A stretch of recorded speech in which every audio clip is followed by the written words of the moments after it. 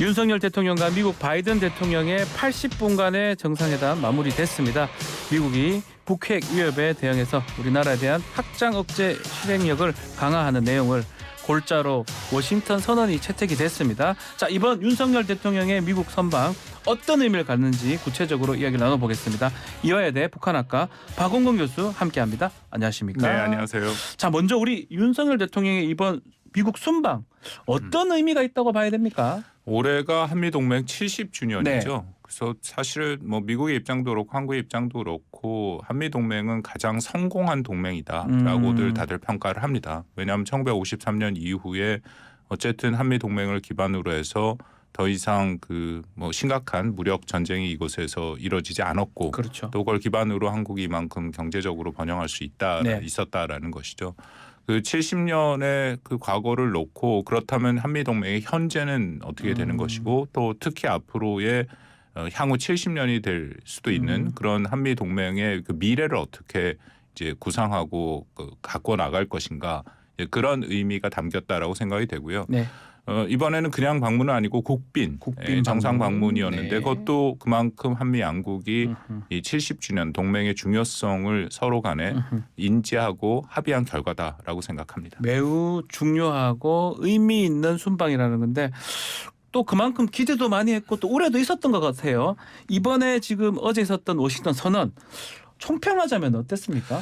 그 확장 억제라는 것은 사실은 그렇게 간단한 것은 아닙니다. 그래서 총평을 하기 위해서는 기준점이 있어야 된다고 제가 늘 말씀을 드리는데, 두 가지를 놓고 얘기를 해야 되는 게, 확장 억제라는 것은 기본적으로 미국이 핵을 보유하지 않은 비핵 국가의 방어를 책임지는 그런 공약이죠. 이건 뭐 어떤 조약같이 그런 그 강제성이 있는 것은 아닙니다. 우리 뭐 박 변호사님 잘 아시겠지만요. 그렇기 때문에 기본적으로 일정 수준 한계는 있을 수밖에 없다라는 것이고, 두 번째는 그렇지만 미국이 계속 확장 억제를 한국한테 제공해 주기로 했었는데, 그러면 그간의 확장 억제에 대해서 한미가 어떤 준비를 해왔고 어떻게 대비를 해왔는가, 이제 그 두 가지를 놓고 기준점으로 놓고 이번에 평가를 해야 된다고 생각하는데요. 뭐 적지 않은 분들이 이거 만족하지 못할 가능성이 있습니다. 왜냐하면 또 하나의 문제는 이게 사실은 한미 간에 이 군사 기술적인 것들이 많이 들어가 있고 작전적인 측면도 많이 들어가 있기 때문에 그 내용을 구체적으로 얘기할 수 없다라는 이제 그런 부분도 총괄해서 얘기를 한다면요.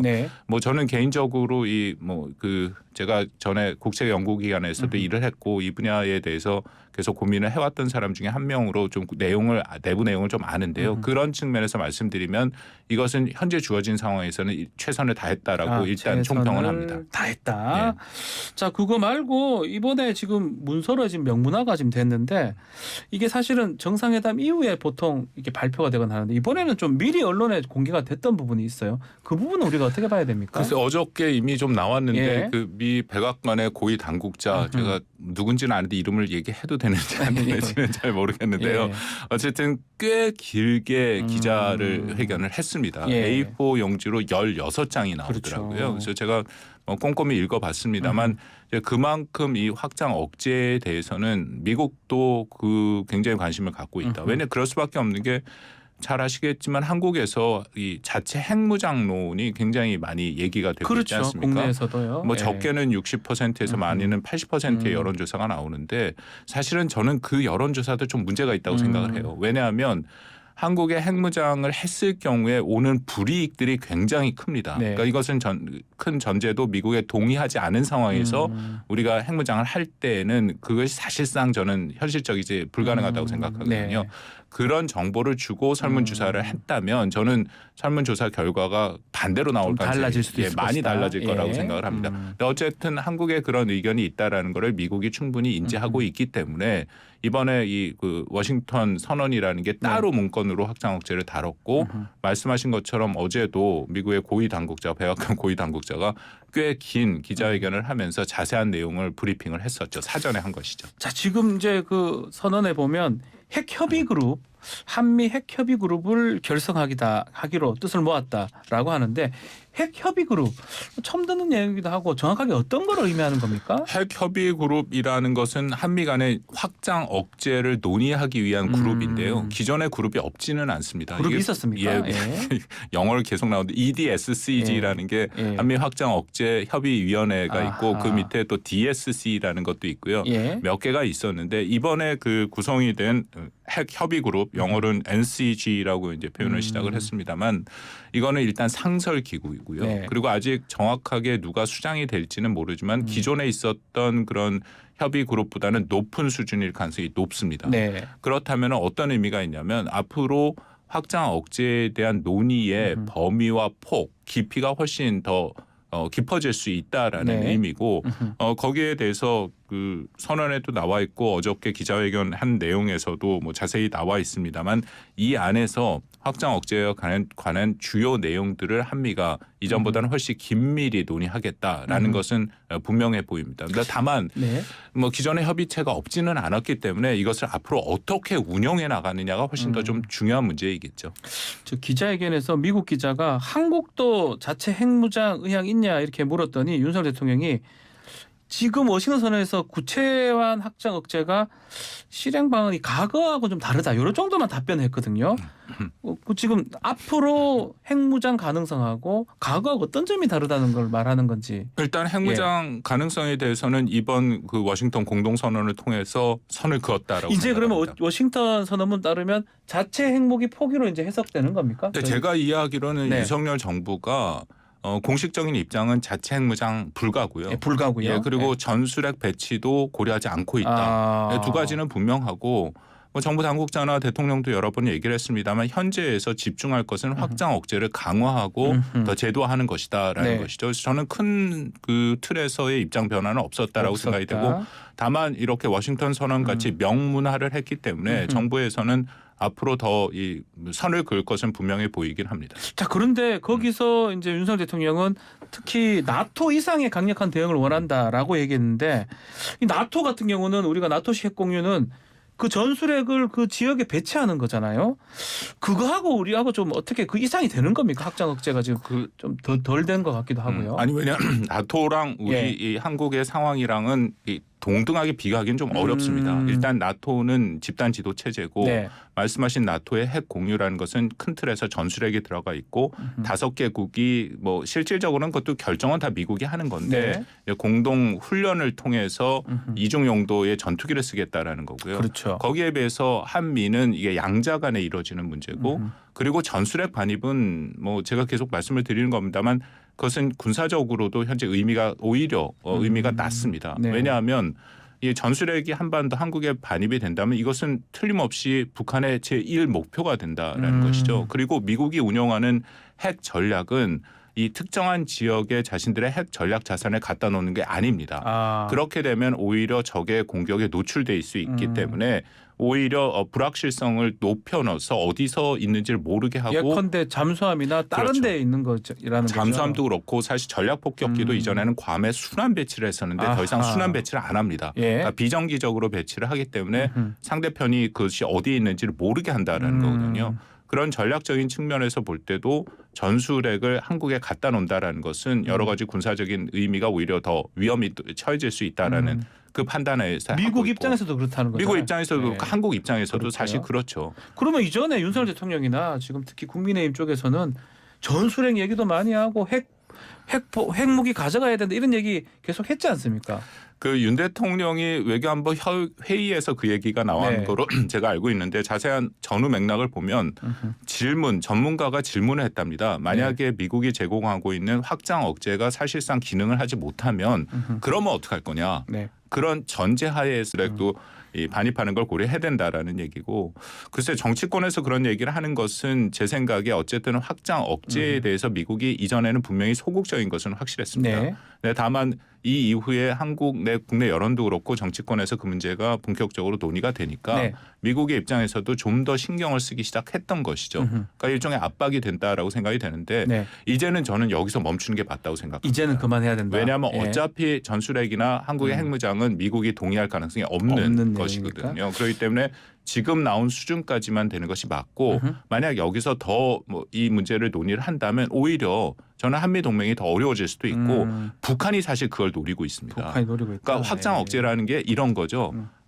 그것에 우려하는 분들의 목소리가 북한이 미국을 공격할 수 있는 능력이 있기 때문에 그렇다면은 미국이 뭐 워싱턴이나 보스턴 같은 도시를 희생할 그런 위험을 감수하면서 서울을 보장해 줄 수 있느냐 이제 그 질문들을 그렇죠. 던지는 거거든요. 예, 예.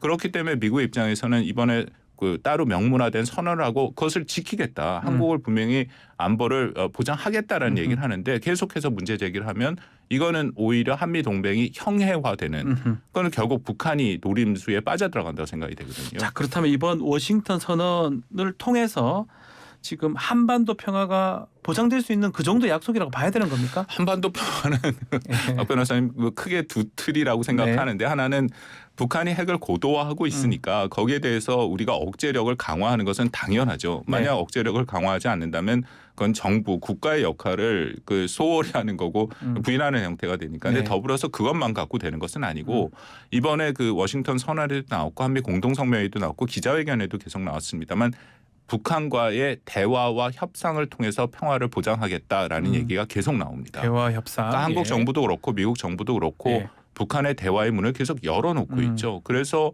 어쨌든 대화를 시작해야 북한 비핵화도 되는 거고 한반도 평화에 대한 체제도 구축할 수 있으니까 그 두 축이 같이 움직여야 된다라고 생각이 되고 이번에 그 선언에 그 내용들이 포함되어 있습니다. 자, 그렇다면 이번 정상회담 이후에 북한의 어떤 핵실험이라든지 미사일 도발 추가적으로 가능성이 있을까요? 뭐 충분히 가능성은 있죠. 왜냐하면 이거는 사실 한미 정상회담과도 별개로 북한이 올해 들어서 계속해서 자신들의 작년에 이어서 핵 능력을 고도화하는 그 작업은 계속하고 있고 또 이미 북한이 2019년 12월에 이른바 정면 돌파전이라는 자신의 일종의 노선을 밝힌 이후에 지금까지 계속해서 절대 목표로 핵을 고도화하고 있습니다.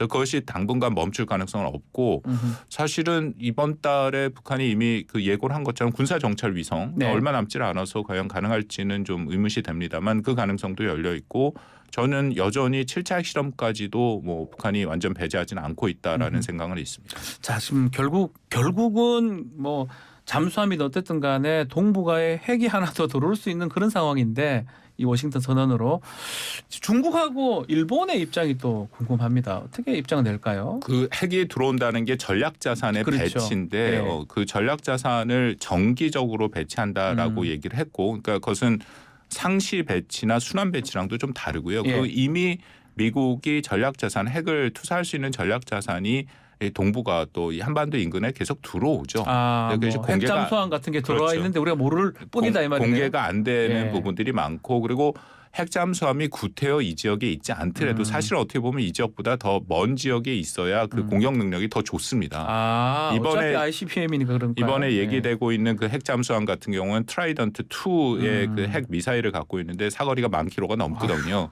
그래서 오히려 한반도 인근에 있는 것보다는 멀리 서 있어요. 그게 더 정확하다는 더 정확하게 쏠 수 있다라는 부분도 있고 그래서 글쎄 특별하게 뭐 이 부분이 뭐 특히 어떤 그 중국을 자극한다 그렇게 생각은 하지는 않고요. 근데 일본은 좀 다른 입장이죠. 일본은 타이완 문제랑 연계돼서 자신들의 그 방위 공약을 또 강화하고 싶은 생각이 있으니까요. 자, 그리고 이번에 좀 이 우리 기밀문 건 같은 게 유출돼서 그 도감청 논란이 있었잖아요. 그에 대한 입장이 좀 있었습니까? 뭐 거기에 대해서 질문들이 나왔는데 그 질문에 대한 직접적인 답변보다는 어쨌든 뭐 그 일로 인해서 한미가 전체 동맹이 흐트러지지는 않는다라는 얘기가 있고요. 저는 개인적으로 이 도감청 문제는 그 미국이 좀 더 확실한 입장을 밝혀야 된다고 생각합니다. 미국이 밝혀줘야 된다. 왜냐하면 이번에 나온 도감청의 특히 한국에 대한 내용들은 사실은 한미 같이 동맹 체제에서 이걸 도감청을 통해서 알아낼 만한 내용들이 아닙니다. 그렇죠. 그러니까 직접 뭐 굉장히 다양한 수준에서 서로 소통 채널이 있으니까 물어보면 되잖아요. 예, 물어보면 되니까. 왜 토청을 합니까? 예, 직접 물어봐서 한국은 지금 어떤 입장이고 무슨 논의가 되고 있냐 하면 동맹 차원에서 충분히 얘기해 줄 수 있는 부분들이거든요. 그래서 그런 부분들은 계속된다면 이건 동맹의 신뢰에 문제가 그렇죠. 있을 수도 있다고 생각합니다. 마지막으로 이번 그 북미 방문 중에 하필이면 바이든 대통령이 재선 선언을 발표를 했습니다. 이건 어떤 의미입니까? 이게 우리가 너무 좋은가요? 뭐 재선 선언을 할 거다라는 예. 예상들은 계속 있었는데 뭐 이게 특별히 한미 동맹 이번 방문과 연계하기는 좀 그렇고요. 전체적인 미국 내의 정치 일정을 놓고 얘기를 했다라고 판단이 네. 되는데 뭐 바이든 대통령도 좀 고민을 했던 것은 분명합니다. 왜냐하면 자신의 연령도 있고 지지율이 그렇게 높지 않고 네. 근데 문제는 저쪽에서 트럼프 대통령이 먼저 확실하게 그런 입장을 밝히니까 이제 더 이상 미룰 수 없다라는 게 미국 국내 분위기고 네. 이제 그런 상황에서 발표가 나왔다라고 생각을 합니다. 자, 그러면 이번에도 바이든 트럼프 이렇게 격돌이 되는 겁니까?